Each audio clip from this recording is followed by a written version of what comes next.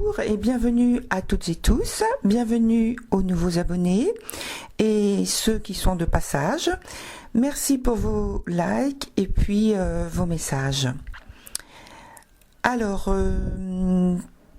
je dirais comme d'habitude, en ce moment, j'ai une carte Viking donc à transmettre au niveau du message.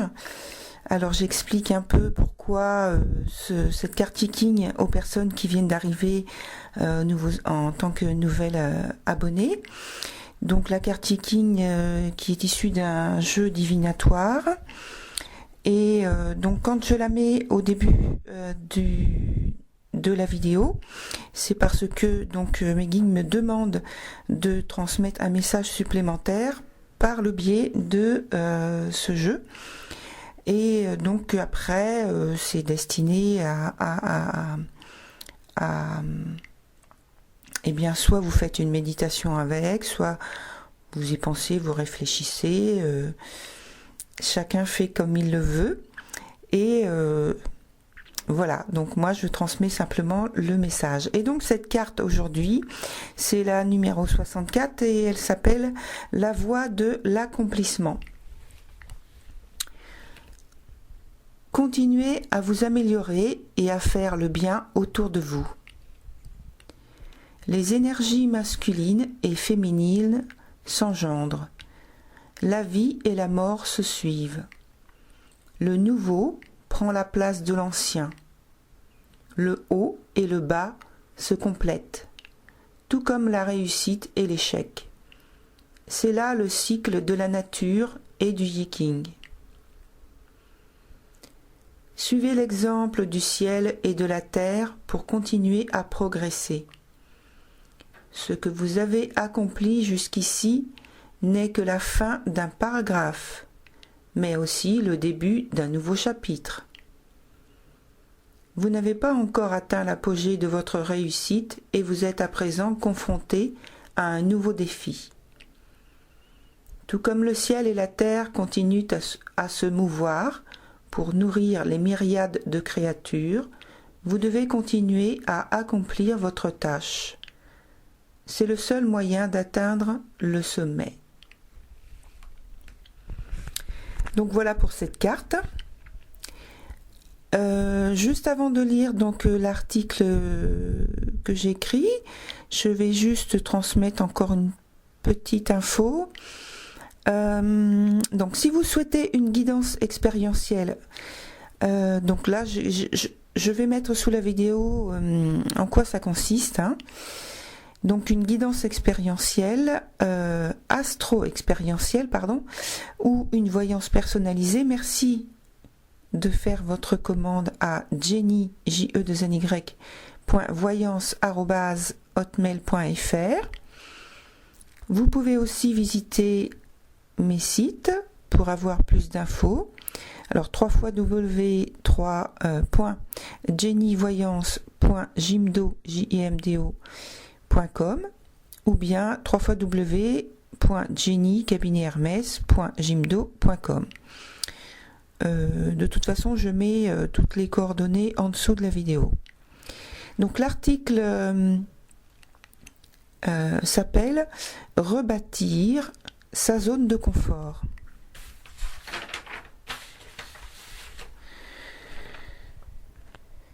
Nous avons lors de la nouvelle lune et éclipse solaire du début du mois eu l'occasion de revenir sur des moments de notre vie passée, alors plutôt liés à l'enfance et à la famille, de notre vie passée, donc difficiles à comprendre, à accepter.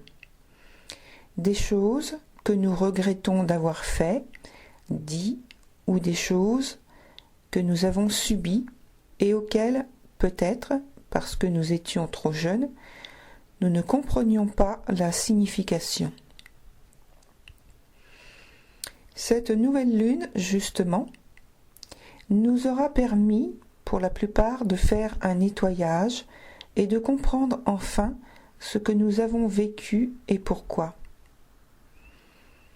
À nous, maintenant, d'en tirer les leçons et de modifier ce qui doit l'être. C'est l'œuvre de ce premier quartier du 9 juillet où le T carré, excusez-moi, il y a des travaux à côté, donc je ne peux rien faire contre. Voilà, il faut faire avec. Voilà. Donc je vais parler plus fort. Donc je reprends la phrase. C'est l'œuvre de ce premier quartier du 9 juillet où le T carré tiré par la lune en balance tient en respect, entre guillemets, l'opposition composée de l'axe du dragon que nous connaissons déjà, où s'ajoute en Cancer le soleil. Et donc, chaque pointe est carrée à la lune. Avec la lune carrée à la tête du dragon, et qui est donc en conjonction avec le soleil, nous avons à nous concentrer sur notre potentiel de naissance. Tout ce que nous nous souvenons avoir appris durant cette période qui nous a poussé ou qui nous a causé, par la suite des blocages, des interdits, des attitudes et comportements saboteurs, destructeurs, des manques, des échecs, etc. En fait, tout ce qui nous a mis des obstacles à notre réalisation intérieure puis extérieure pour notre épanouissement. Ainsi, nous devrions être amenés à travailler sur ce potentiel au niveau physique, psychologique et mental. Sans compter l'aspect karmique de l'axe, donc de l'axe du dragon, avec le fait de naître dans un type de famille, le type de famille dans lequel nous sommes, avec tous ses membres et les enfants que nous avons eus ou que nous avons, que je dis eus parce que quelquefois ils sont plus à la maison, ils sont partis. Le ou la partenaire avec laquelle ou lequel nous sommes, etc. Les amis que nous avons, etc., etc. Tout le passé antérieur, donc quand je dis passé antérieur, c'est surtout quand je parle des vies antérieures.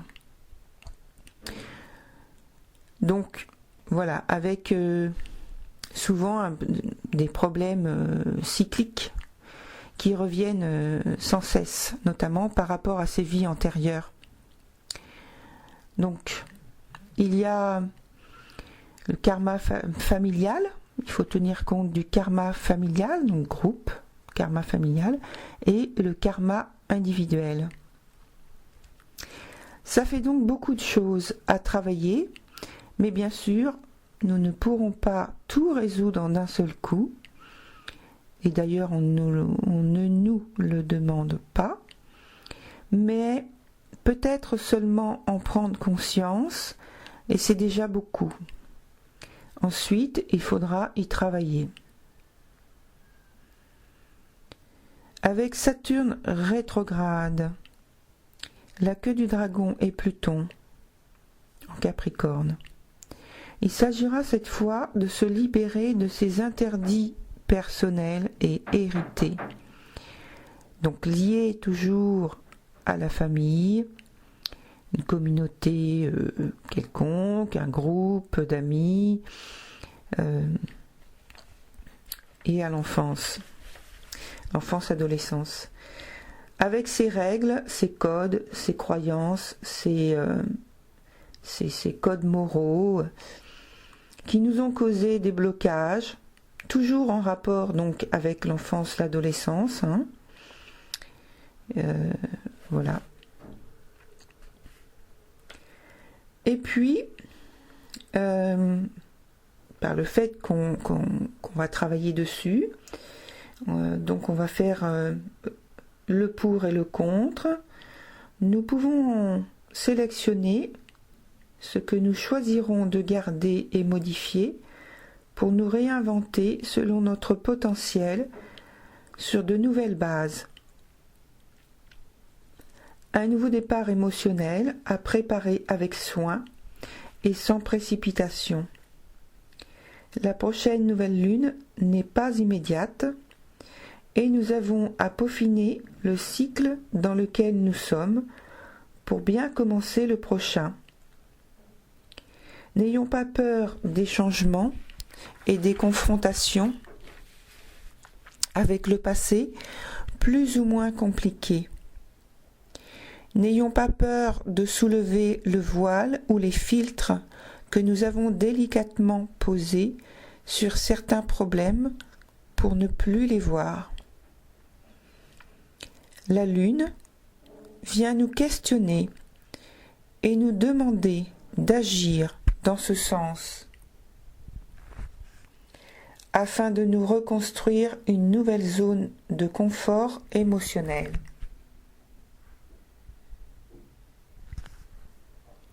Un puits d'émotions capable de nous soutenir en cas de dure épreuve et capable aussi de s'ouvrir à la nouveauté des changements dans un environnement plus vaste que notre cercle privé. Nous devons nous préparer petit à petit à recevoir des énergies plus intenses que par le passé, et l'équilibre émotionnel est fondamental pour cela.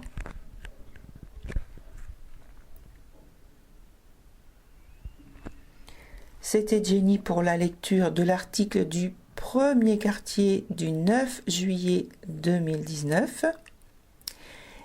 Alors cet article était un peu plus court parce que d'après moi, je pense, enfin d'après moi, c'est pas vraiment d'après moi, mais c'est plutôt parce que je sens que le prochain article qui va passer en même temps que l'éclipse lunaire sera beaucoup plus long.